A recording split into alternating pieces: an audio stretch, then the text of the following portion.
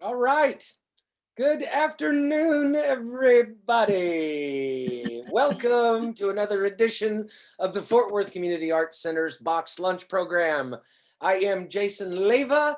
I believe we survived the snowpocalypse. We are back live with you today with another amazing talent and educator, the one and only Amy Jennings. How are you doing today, Amy? I am doing wonderful, Jason. I'm so happy to be here. We made it through. I heard the new term is the snowvid. We've made it through the snowvid. I like that. Yeah. So just to start things off, I'm still wearing my cap. We do have water, electric. I'm so very excited. How did you fare? We fared pretty well here. So fortunate, my little pocket of our neighborhood, we had heat, we had electricity, and then right at the mid stage, we lost the water. We went to the boil alert for a few days. So that was a difficult part. We had all of our windows draped, every closet, covered up. My husband even around with duct tape and put it over the door frames, keep it in. And then it was a lot of fun. See the kids come out in the neighborhood and jump down the hill. Well, I'm so glad you were able to find some positivity in all that. Texans will prevail. I know it was a struggle for many, and I'm just so very happy we're back to a little bit of sunshine. And to even say normalcy anymore seems almost like just a big joke. So I love the snowvid. I'm going to write that down. So Amy, before we get into all of the fun stuff today, do you mind just taking a moment, introducing yourself and telling us a little bit about who you are and what it is you do? Sure. Well, my name is Amy Jennings, and I am a associate professor of dance at Tarrant County College. And my home campus is the Northwest campus, which is the one just right up by Marine Creek Lake on the north side of 820. In addition to that, I've been teaching at TCC for almost 15 years full time.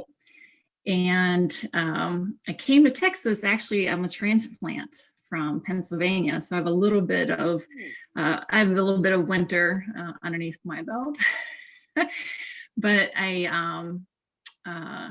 after graduating with my master's from Texas Women's, I stayed and started a dance company in Dallas, Fort Worth called Muscle Memory Dance Theater. And I co-founded that and co-directed it for about 8.5 years. And it's still happening out there in Deep Ellum in Dallas. And I am now just full-time teaching. And then I also do independent artist work. And so I still work as a solo artist, performing in Dallas and Fort Worth and for different events and so forth. Awesome. Well, we are so grateful for you taking the time today. I also had a little bit of winter experiences. I did 8 years in Michigan. And so I'm pretty sure that saved my life this last weekend. And I sorely regret throwing away those parkas when I moved down to Texas. So I always tell people yeah, go ahead. Sorry, I always tell people, I said the difference is in Texas, the wind just comes straight through. You don't ever get used to. Yes, I'm just glad I didn't hear anyone utter the phrase lake effect, because that would have sent me running to the hills very quickly. I did not know what that meant until I was actually physically knocked down by a snowflake. And I realized very quickly, they're not joking around up there at all when they talk about prepping for winter. I would tell people I would see plow trucks and sand trucks in May parked on the side of the highways. So I am very glad to see the sunshine down here. Definitely. Amy, what is on your lunch menu today? On my lunch menu today is grilled cheese. Nice. Going with the classics. Going with the classic, but I'm doing a little twist on the classic. So I will tell you, Jason, and I tell this to my students all the time, how I fell in love with dance growing up. My grandmother would always have on all the old Fred Astaire movies, Ginger Rogers, and that's what I would do. I'd go over Sunday mornings after church, and she would make a grilled cheese on the gas stove, and I would just sit in front with my sister, and we would watch all those old movies and get up and dance around. And I have a group of students that are, I teach a student ready course as well. And so I told them anything you want to know. And if you want to know how to make a grilled cheese, I'd be happy to. So that's what I have today. Grilled cheese with apple and a little lemon zest and a little bit of thyme. Nice. Well, I cannot wait to see the finished product. I am reheating again today, but I just want to let everybody know this was actually cooked yesterday. So I'm going with some good old-fashioned beef stew, and Nice. we use some Campbell's slow roaster gravy pot roast stuff, which was fantastic. So pound of stew meat, potatoes, carrots, and actually made some homemade biscuit dough and threw in there as well. Cooked it on high for 5 hours. It was delicious. And anything I eat 2 days in a row just goes to show how good it really was. So I'm going to throw that in a pan today and reheat that while we visit. And then very excited to show you guys how I'm supported. I take a lot of credit for these box lunches, but I should really be giving a shout out to my partner who certainly does the shopping and the ingredients list. So The sponsors. yes, absolutely. So Amy, you know, I think it's so funny that you mentioned Fred Astaire and all those great old movies. You know, I always say he gets a lot of credit, but I don't think they give Ginger Rogers enough. She did the exact same things going backwards.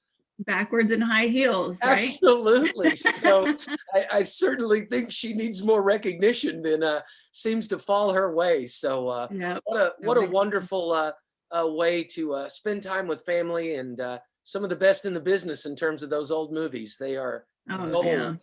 Yeah, for sure. All right. So Amy, can you tell us a little bit, how is your organization and the dance world in general, I guess, been reacting to and been affected by the COVID-19 pandemic?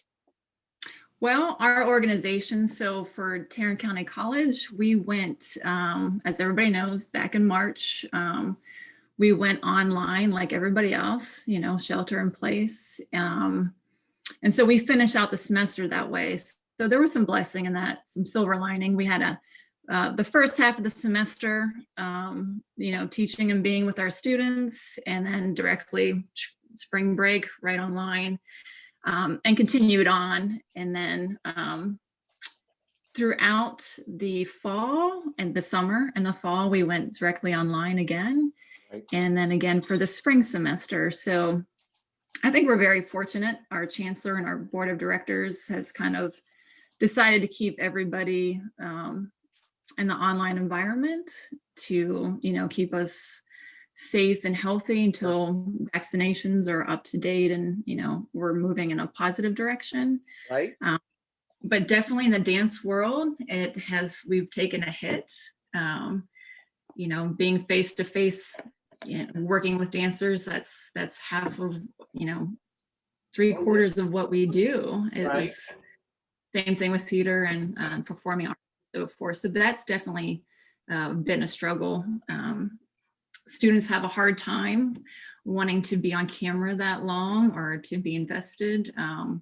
But on the flip side of that, we've also reached a lot of students who, you know, didn't have the time to come and take dance class.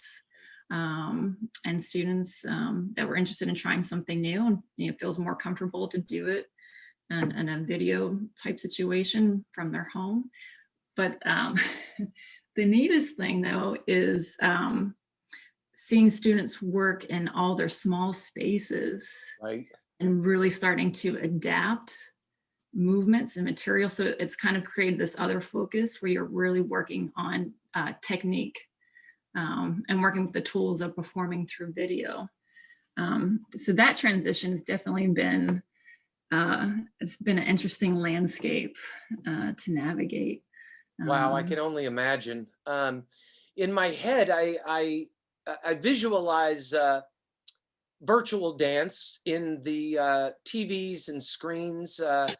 It seems hard to stay tight in close-up shots when you're trying to show the whole body and things along those lines. Have you found the students have benefited focusing on technique? And I think specifically about pointing toes, jazz hands, those kinds of things. Have they leaned into fundamentals, and is it given you an opportunity to really build some of those foundations for your dancers? Yes, and that's really been a focus, is exactly that, leaning into those foundations, because with community college, we're teaching, dancers, it's the first time taking a dance class, to dancers that are advanced, so all those different levels. And so that's been really important. So for some of those dancers, it's the first time that they're trying to figure out and knowing how the body moves through dance. And then for advanced dancers, coming back to some, back into the body and back into those basic fundamentals. I think the hardest part, exactly that, like you're always trying to come into the camera and figure out where they are, and not being intimidated by that space either, because you're going in somebody's home and living quarters, or but then it is pretty cool is that then they have options too. I know my dance colleagues, when they're teaching, we can say, all right, can we see your feet? Can you move the camera down? Or if they're learning a ballet combination, let's record just the feet. Now let's record, okay, the whole body, and really start to take notice of what's happening, and then giving that feedback. So I think that's been helpful. I think it's pretty cool though too. A lot of students have been really, because this is the generation where they are so innovative about, seeing the camera differently. And my generation, we were just starting to explore, oh yes, dance for camera. And this generation is, they're just soaking it up. And so, and I enjoy seeing that. That's, I think it's a great point, Amy. And one of the things that I've been trying to wrap my head around is we continue to see, and I hope no one takes offense to this, such a transition to the virtual world. And I still hear a lot of these decisions being made by people who don't have the experience or the insight with all of these new technologies that the youth has just leapfrogged us over and over and over again. And I still really wonder why we haven't leaned in to the younger generation that was literally born with a cell phone in their hand and are masters at being able to create these wonderful artistic products. And I just can't understand why we haven't leaned on them more to really reinforce the opportunities that we all could have virtually. Yeah, I think you're exactly right. I think that's gonna be the interesting part that develops out of this, and it's a learning process for all of us. But on the flip side, Jason, it's also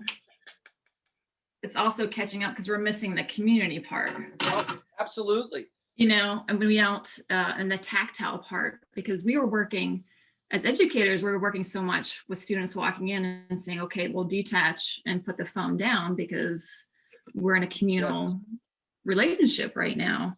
And so that's where we were. And I feel like sometimes you get a little hesitant, a little scared that we're not backtracking, because it's a tool to use, like a mirror in the dance studio is a tool to use.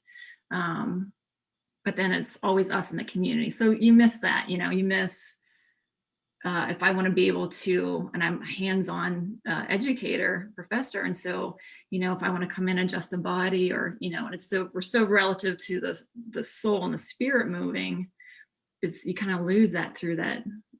There's nothing else that replaces that. Doesn't matter how many snapshots we take, or, Right.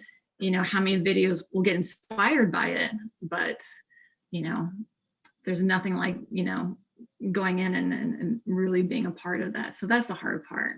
Yeah, I could not agree more. I think it's a great point. We were lucky enough to have a group at the Art Center who is doing all they can to continue to learn how to produce in these crazy times. We were brought in together as a tech crew to get them ready. And normally we cry because we have long days ahead of us. And for the first time in a year, I think we were crying because we were just happy to see one another. So I know. I know. so it was certainly nice. So I know.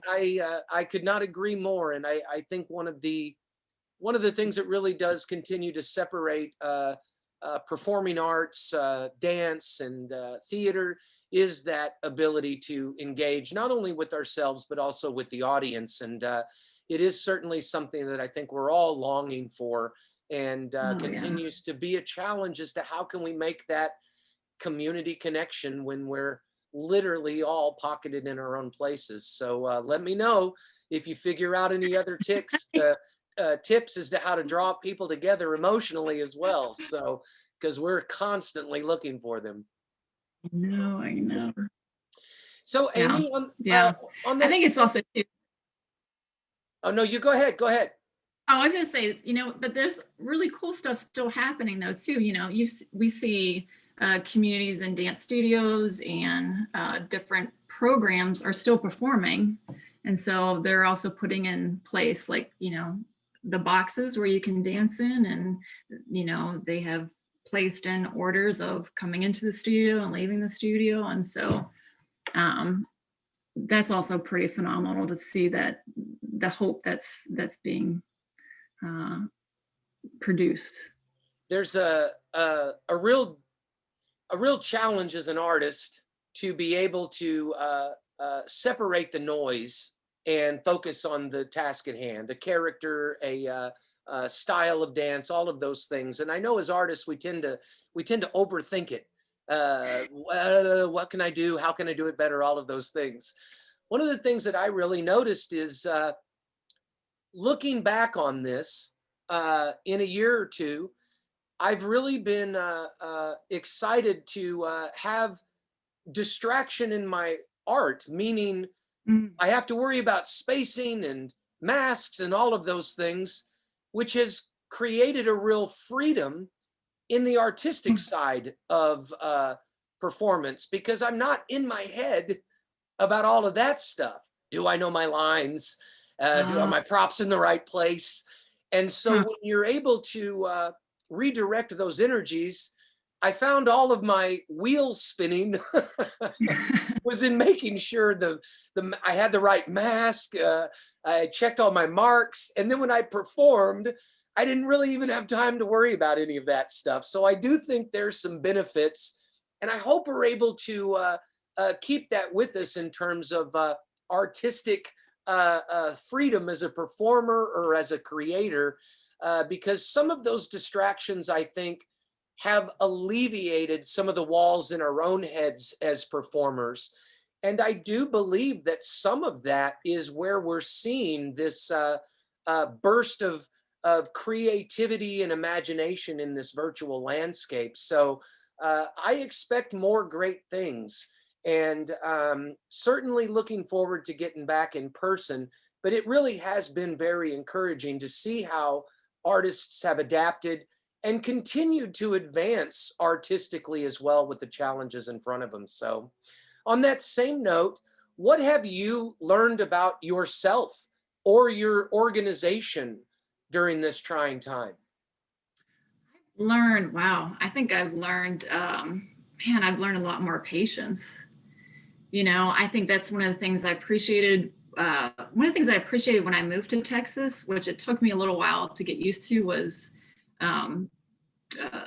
you know, a slowing down pace, a more comfortable rhythm. And then in those years, you started gearing up again and you just keep going. You're trying to do, you know, so much and get things done and create and perform and produce. And then you forget that you're an artist. And Yeah. so that's, you know, like you know, and you're teaching, I'm wearing a lot of different hats. And so at some point I was like, man, I forgot, you know, I forgot I'm a dancer. I forgot that I'm an artist. I forgot what my passion was. So it's having a little more patience because we're in this pause. And that's what's so wonderful about pauses is like, you know, you do get to step back, you get to evaluate, you know, you get to spend a little more time that you're not stretched so thinly.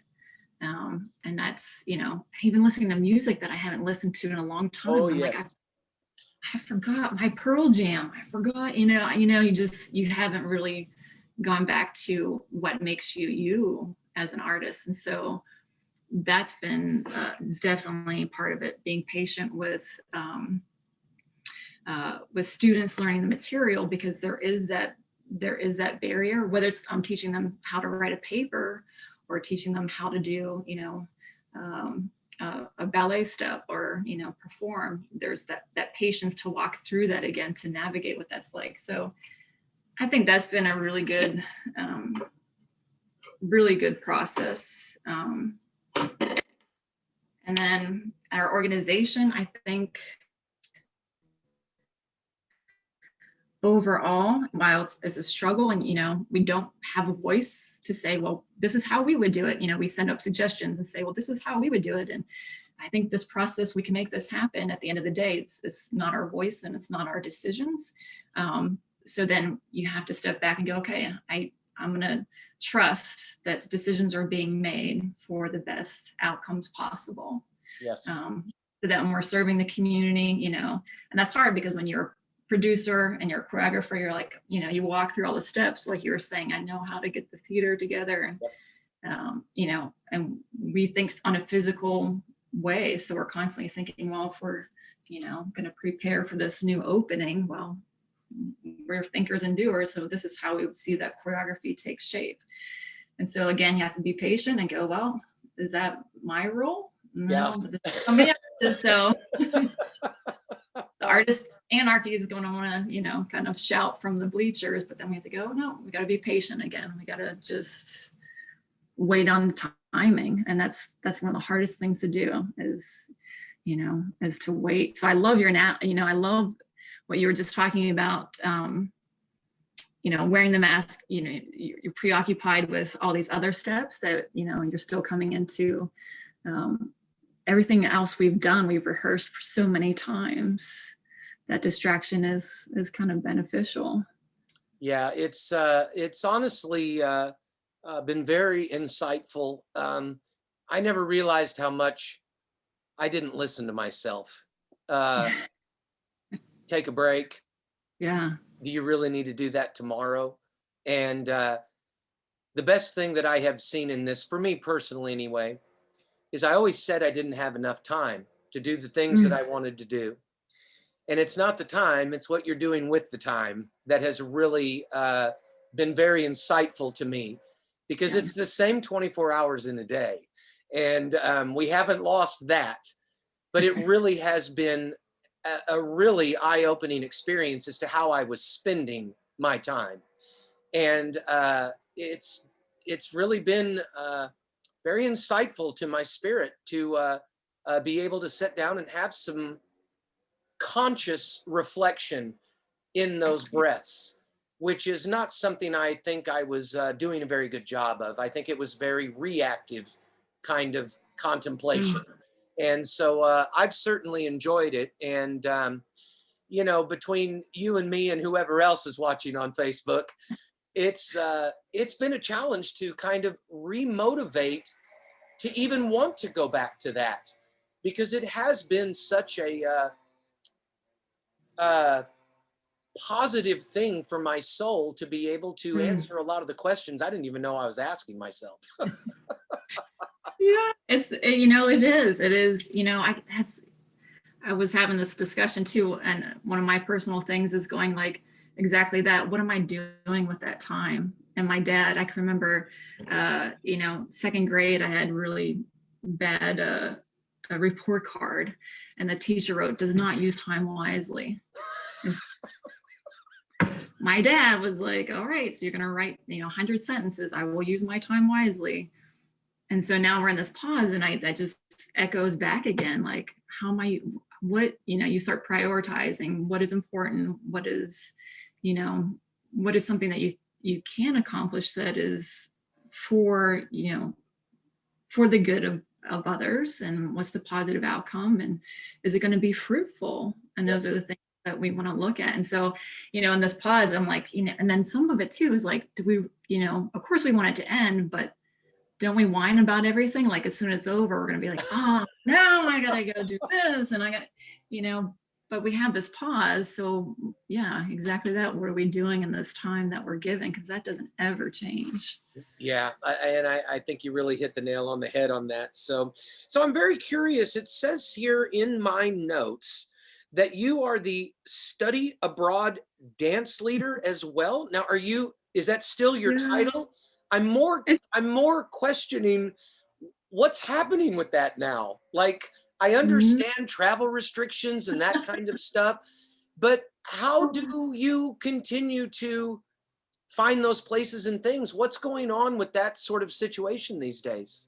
Well, that situation is really on hold because of everything.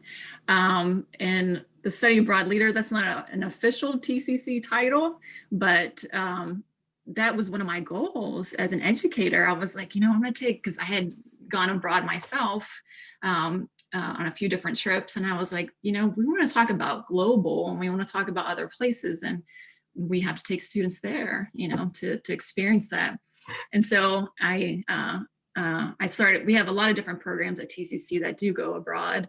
And then for dance, I was like, we should be going abroad and seeing dances from other countries and experience being in a studio and taking classes and, seeing the ballet at the Paris Opera House. I think yes, all those things were so important. If we're gonna teach it and preach it, then let's do it. So I was fortunate enough to have great administrators that supported those endeavors. And so I've taken students abroad to Ireland and to Paris and to Germany, Italy, and Switzerland. I see it right here. That's the quickest way to get me into dance class. I'm not lying. And that was through our dance appreciation and world dance class. So dance appreciation is our core class. So it was open to all students. So even though I teach on Northwest, I had students from every campus over the years go. And actually, then we branched out, and I reached out to TCU and TWU and other dance programs and said, hey, if anybody wants to go, you can take it as a course for credit or non-credit and be able to go. So that was pretty awesome. And then the last year I did it was in 2019. I went with my colleague, visual artist Fred Spalding, and we went to Paris. So he had a group of art students and I had a group of dance students. And we did that trip together with, I think, a total of like 31 students. Wow. It was phenomenal. And at that point, I had already done a few different trips. We like to rotate between faculty.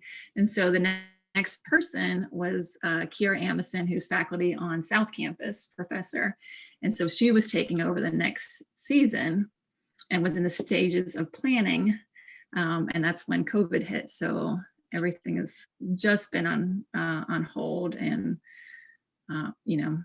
we have to wait and see what the powers that be and when that opens up and have that all ready to go. But here's the cool part again about virtual is, you can log in and take classes from all around the world. And so that's something that we promote to our students. When we see those come out, we send off and say, look, so-and-so is teaching from here.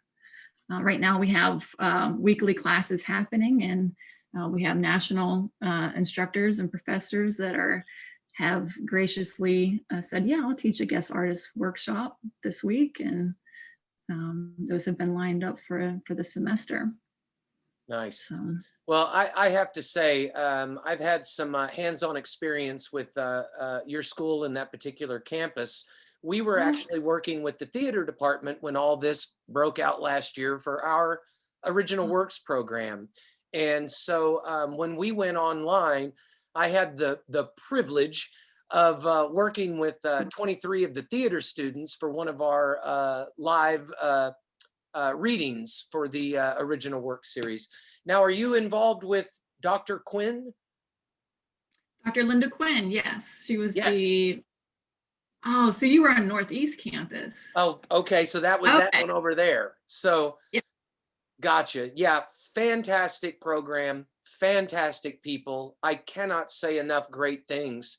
Do you mind talking a little bit about some misconceptions that people might have in regards to community college versus, say, a larger state campus as well? What are some of the misconceptions that people might have? I think sometimes the misconceptions are that that it's not a serious program. I think sometimes misconceptions are that our expectations or our standards are not the same as a four-year university. And sometimes too, maybe that the facilities or opportunities that we have aren't readily available. And then the hardest thing is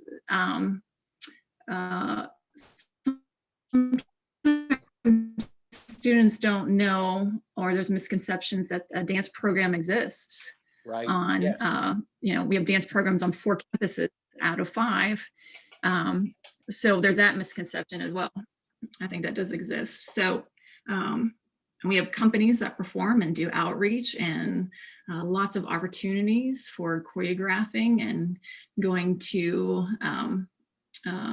regional conferences, and again, taking students abroad or taking students to New York, we do those trips.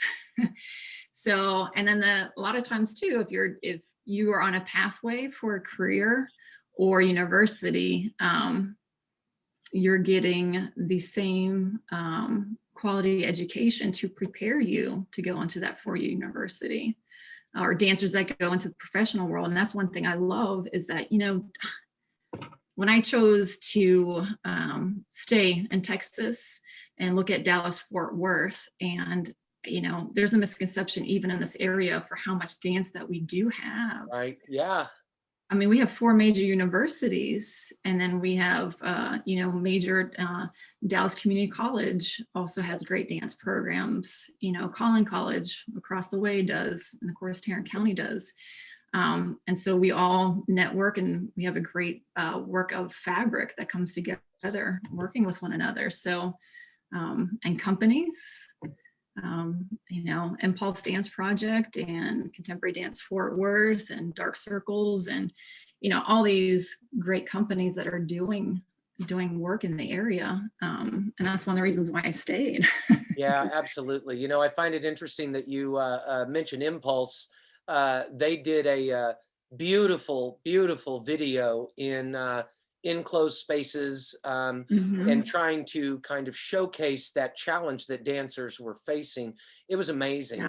And they are a quality dance group. I just am always so impressed at the level of talent that is in the Dallas-Fort Worth area. I find it so interesting to hear those comments about community college. I was very fortunate myself, and I agree with you completely that one of the biggest benefits that I saw myself firsthand was how quickly the opportunities came.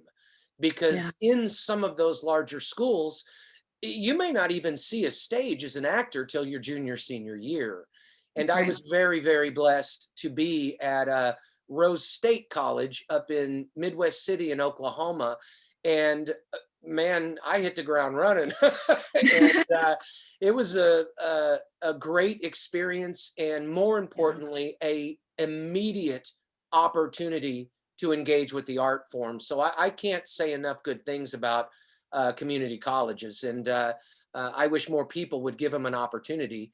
And Yeah. it's just a great immediate way to engage and involve with not only education, but very often the discipline that you're trying to get involved with. So keep up the great work, and especially over there at those campuses. You guys are doing a great job for sure. So how are the Thank students doing? I'd be remiss if I didn't ask.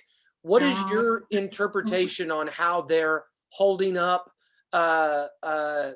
It's been, literally a year now. How are they doing? You know what, they are resilient, I think is probably the one word that I keep going back to. So they're resilient, and it's hard to keep coming back to that again, that virtual learning. But they are keeping up with their work. Some of them are really grateful because they still want to be able to dance and do what they want to do, and they want to be safe. So they've been resilient. They've persevered, and then on top of that, you're having students that who have never performed, and they know they're going to be on a video, and they know the video is going public, and you think, when you're a seasoned dancer, you've been rehearsing for, years, you're still nervous all the time. Sure. And so they've been really resilient through that. I think they are ready. We keep hearing they're tired, they're ready to come back. They miss being in the community and being in that physical space. So I think that's probably the hardest thing. When it first started taking place, that was, a lot of the coaching was through life events, Right. Sometimes more than just about dance, using dance as the vehicle, but it is, how do you persevere through this again? And so I'd say they're pretty resilient and figuring things out. And then it's such a neat community because they are so resourceful with each other. Right. And I think that's a great point. We do a lot of work to teach people how to dance.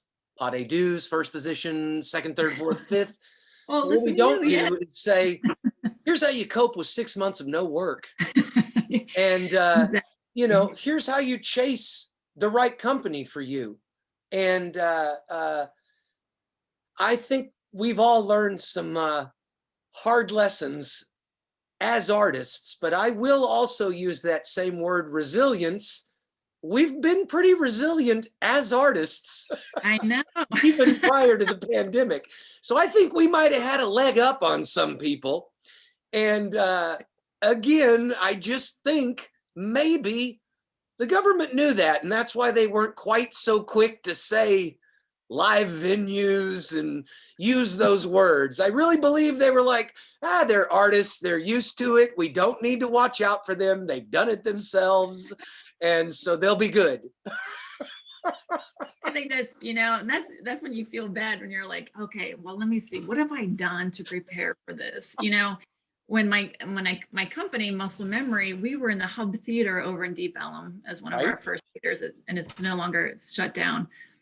But that was a grandfathered in old building that we would climb 12-foot ladders because it was going to rain. And we had dancers up there with ShamWows, plugging the holes, plugging the holes, and hoping that it was. So you're always, as artists, you're right, and I think a lot of times too in the community arts, that's what we teach our students. That's what I love. When they have to be choreographers, well, you're going to produce your own show, so let's figure out how to handle lights. You're going to have to learn how to tape the Marley down, and at the end, we're the people that are going to strike it, because when you go out and you go to Jason, you go, I'd like a job. And he says, well, I see you're a dancer. What else can you do? You better be able to say, I can change. If I see a dancer, first thing I'm going to ask is, can you tape Marley? We do that, so yeah, you're right. I mean, it's learning, it's learning the art form of being flexible on how to problem solve and figure it out. That's what we do. Indeed. So on that same note, what helpful community resources are you seeing and or using personally? And how can your organization be assisted or provide assistance to other artists and organizations? I think one of the things, again, that being resilient is that we are, in this time period, we've lost some enrollments with our students. And so we've been resilient. Colleagues, Brandon Nikolai Belfi has put together weekly free virtual classes that we're offering to everybody and anybody. So it's figuring out how do we bring in, as faculty, be able to teach these classes and give free classes, and then bring in guest artists. That's something that we do on all of our campuses, and keep those connections, because that's really important. I'm bringing in an alumni panel because our alumni are fantastic, and a lot of them own their own businesses, our studios, are teaching out in the world. And so highlighting those alumni also inspires our current students, but then it also is still keeping them involved in the community and the importance of what they're doing. Yes. Because we have to remember that that's that branch out. How do we, continue to value all those who have come through and what they're doing, and keep that edifying. Community resources. One thing our campus Northwest has done is they've put together the community food market, which is, I think, in its second or third year. And that's still happening even with COVID. So now it's a drive up, and before you could, come into one of our aviation buildings and be able to get the necessities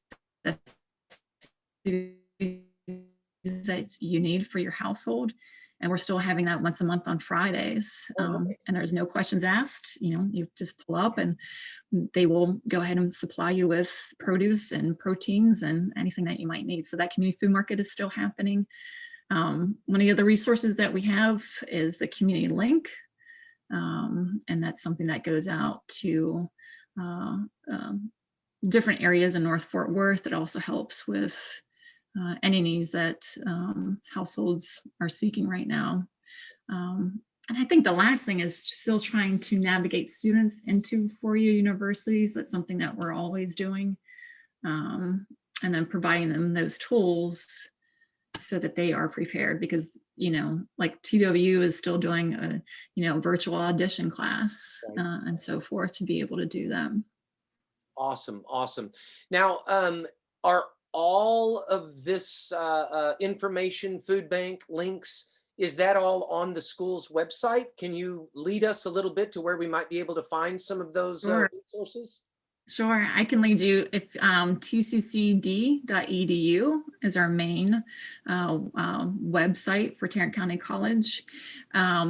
We do have on Northwest Campus for dance, and we post all those, the community food market, the weekly virtual classes. All of that is our Facebook page, and that is if you just do a search for Northwest TCC Northwest Dance alumni, students, and friends. Okay. And then we do have a district Instagram, and I always write that down because I am just brand new to the Instagram world. So TikTok yet? No. Here's my TikTok. Yeah, you and me both. They're working on me, but I haven't bowed down yet. Yeah, they're working on me too, and it's too much. Yeah, I agree. Yes, I'm sorry, I interrupted you. Give me that Instagram handle. Yeah. TCC_dance. Awesome. We'll try to get some links in there. If you don't mind, maybe follow up if there's anything you'd like to add. Now, Amy, we talked a lot about education and a lot of those things, and I want to make sure that I give you an opportunity, even though you may not be with that dance company anymore. Any other shout outs or information or places you'd like to lead us or say hello to over here? Yeah, I'm going to do a shout out. So this is exciting. So when you talk about new things that are happening, so out of this process, we still have great connections with Fafa and I Am Tarot Dance and Arlington Heights. She's, all the local high schools that are awesome. But out of this is developing the North Texas Dance Arts. Oh. And so that's a new academy that's going to be underway in Roanoke. And so that is for students that are maybe homeschooled or going through other programs, and they are still looking at a dance focus. So that's the North Texas Dance Arts that's coming about. So yeah, lots of good stuff still happening. I know Impulse has a show coming up at the Community Arts Center in May. Yes, we're looking forward to having them back. So for sure. Yeah, absolutely. Wow. Well, that's just some great information. And once again, I'm totally built up at the end of these box lunches, knowing that the arts are going to prevail and grow, and still new and engaging things going on. I know. Been a lifeline through all of this, and I cannot stress it enough how strong I believe the artistic community in Dallas-Fort Worth is. And they just continue to prove it as well. So I'm curious about how strong that grilled cheese is. Are you ready? You ready to move on to plating? I think so. Now, Amy, any secret tips for your grilled cheese? Any kind of a select brand or flavor that you like to go with? Oh, I love, can you see that? That is the Kelly's Irish cheese. Reserve cheddar, I see. The Kerrygold. Yeah, I like that. And I like Havarti. Do you mix your cheeses, or are you a one flavor grilled cheeser? 2. Ooh, nice. How many slices? 2. So those, and sometimes too, what I like is just a traditional grilled cheese with a slice of tomato inside. Absolutely. You better believe it. All right, Amy, while you're cutting that up, I'm going to show you mine. It doesn't look as pretty as it did in the slow roaster last night, but I'm still pretty impressed there. There was some good chunks of the stew meat right there. Have some wonderful little red potatoes. I'll show you one of those right there.